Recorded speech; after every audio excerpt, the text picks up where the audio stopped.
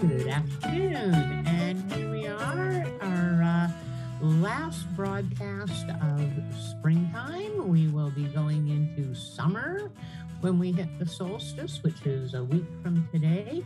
And we'll be continuing our broadcasts, of course, but they'll be summer broadcasts, not spring broadcasts. So we're not going to be live next week at all. We might replay something, but it's solstice. And both I and my production team are all going to be off in our various areas solsticing with our various tribes. So we won't be here, but we'll be thinking of you. And I, for one, will be having a heck of a good time with a lot of my friends who I've celebrated solstice with for decades now. I need to clarify something. We've been announcing that we're willing to give seeds away, that we got contests going on. Shoot us a message. We'll send you seeds. We forgot one tiny little detail. In order for us to send you seeds, we need a physical address for you to send them to. So send us a private message. We don't want to be blasting your stuff all over the net for you, but send us a private message with your mailing address on it. And if you do that, I promise to send you a whack load of seeds, some that you can get in the ground this year and some that you might have to wait and start next spring. But nonetheless, we've got seeds to give away at this time of year. And we got a busy week coming up astrologically. We're on the 13th today, and we're in Sagittarius. Now, the new moon is coming up first thing tomorrow morning at 4:52 a.m. local time, which means if you're into ritual, tonight would probably be the better choice of the night because you're still then building towards that full moon energy. Who knows? You might even be into staying up all night. I know sometimes the full moon does that to us, whether we plan for it or not. So, plan for it if that's going to be the result. But that full moon does take place while we are still in Sagittarius and fully in Sagittarius, okay? We shift into a void of course state at 2 minutes to 8 a.m. tomorrow morning. So the moon will be full then, so we'll be in the third quarter by then. And we'll be going void of course, and we won't actually settle into Capricorn till 3:15 or thereabouts in the afternoon. So we've got a substantial void period tomorrow between 8 and 3. And you might find that that's a little hard to accomplish things in and get stuff done. If the full moon's disrupted your sleep or affected you the way the full moon affects some of us, tomorrow might be a little bit unproductive, but you know what? That's okay. Not every day has to be absolutely top of the hill productivity. Um, Wednesday, we're fully and solidly in Capricorn, and we're in the third quarter of the moon then. Now, that's really, really good planting energy for any of your root crops. If you need to get your potatoes in the ground, plan that and look at that for Wednesday and into Thursday. Ditto with any of your other root crops, your turnips, your parsnips. It's not too late to be seeding turnips at all. Also, some of your brassicas can still go in the ground. Brussels sprouts take an incredibly long time to grow up and produce food. So if you haven't planted them yet, that could be a really, really good focus for the coming week as well. Thursday, again, we start off in Capricorn. We go void, of course, at about 2 in the afternoon, but we're only there for a few minutes because at quarter after 2, we slide into Aquarius. So really, we go void at 11 minutes after 2. We slide into Aquarius at quarter after 2. It's a remarkably short void, of course, almost the exact opposite of what we're seeing on Tuesday there. Now, Friday, the 17th, we're full on in Aquarius and in the third quarter. So, good days to finish off your flower planting, getting any of your blooming things into the ground for you. It's also sort of the start of Father's Day weekend and the solstice weekend. Friday, Saturday, Sunday, these are all really good days to be really, really social. Aquarius allows for a fair amount of intermingling with people. On Saturday, we go void, of course, at 11:50 in the morning, and then we slide into Pisces just a little bit after 3 o'clock in the afternoon, or 4 o'clock in the afternoon, pardon me. So Pisces is a water sign and it's really good for planting almost anything. So Saturday evening and on into Sunday, we've got a real good planting window, even though it's in the third quarter. Sunday is also the day of the summer solstice. Okay, so we're going to be hitting that solstice point at about 10 minutes to 9 at night. We hit it at 8:53 in the evening. And on Monday morning, we move into that fourth quarter and peeking ahead into Tuesday of the following week on the 21st. That's when the sun enters Cancer. So we've got a real jam packed period of astrological stuff happening. Mm. Oh, somebody is just, yeah, okay. It happens at 2:13 a.m. on Tuesday, June 1st. June 21st. Yeah. Yeah, it does indeed. That's what we've got here too. And so yeah, the summer solstice, and then like I said, we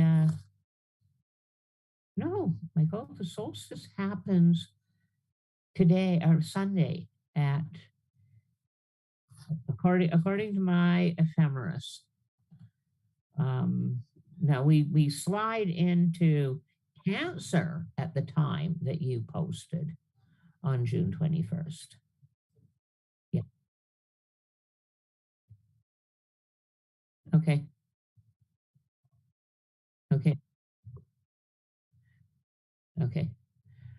So at any rate, yeah, this weekend we hit the solstice this weekend, and that's the turning point. Now keep in mind that just like the winter solstice, the summer solstice actually kind of spans 3 days, okay? Because the sun gets to that turning point, is almost at that turning point, it hits the turning point, and then it reverses and comes back. So you've got these 3 days all kind of clustered together. And if you've got anything, if you've got only the finest of instruments can actually detect the difference.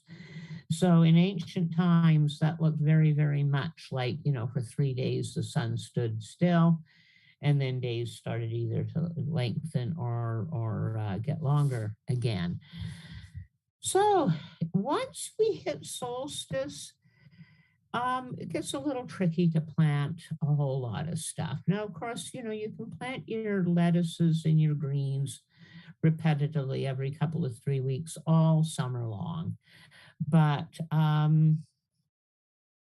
things like your cabbages, your beans, your things that your tomatoes, your peppers, the solstice is kind of your last ditch window to get everything going and happening. Now, we've had a phenomenally cool spring in my region, so much so that I'm not seeing a lot of insect life.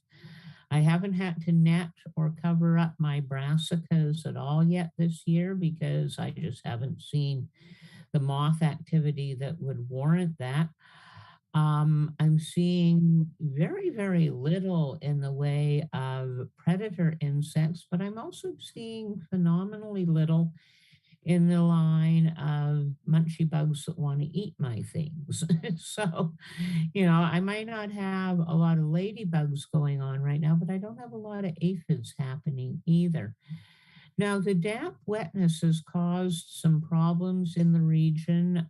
People are dealing with mildew, with powdery mildew, with any moss encroaching on areas that they don't want it. A friend the other day mentioned that she doesn't mind the rain, but she really isn't enjoying the slugs. I'd like to remind you that there's some really, really good ways to deter slugs in the garden that don't require you poisoning anything. One of those is cooking your eggshells a little bit in the oven so that they're not raw and nasty smelling, and then crushing them all up and sprinkling them around the perimeter of your bed. Slugs do not like to crawl on eggshells. It is really uncomfortable for them. And I find that for the most part, that's one of the most effective methods of doing it.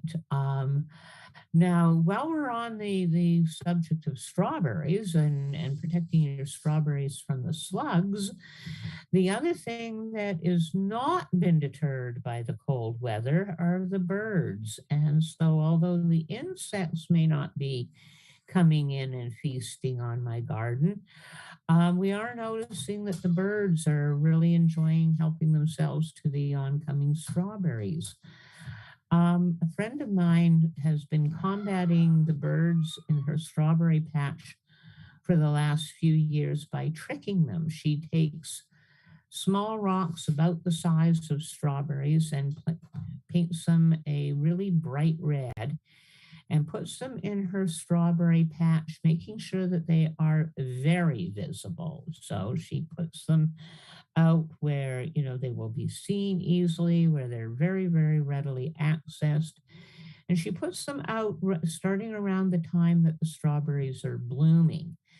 Now, what this means is that the birds that are on the lookout for the strawberry plants and know where the patch is see the red rocks and they come in for a feast. And by the time the actual strawberries are coming ripe and turning red, the birds have pretty much gotten very, very tired of hurting their beaks, pecking little hard rocks, and they leave her berries alone. Now, I'm all for that kind of creative answer to a problem in the garden. There's nothing like pest control that does no harm to the environment to make me a happy gardener.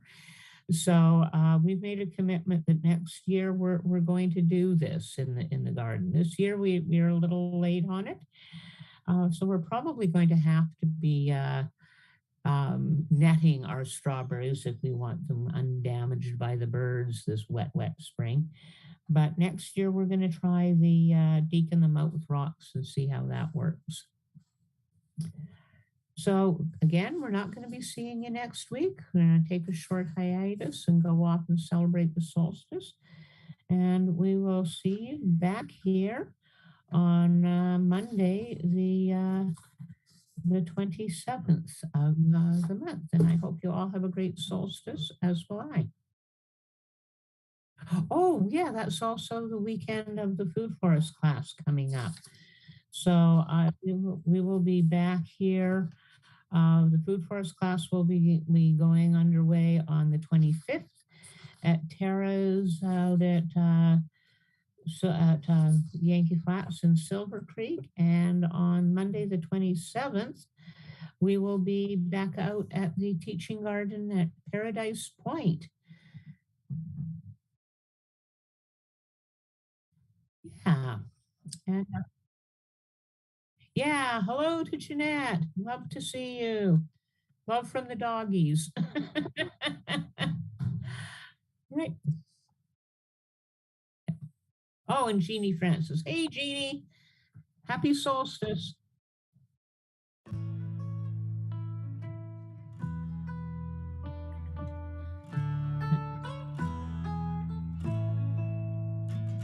Oh, say something.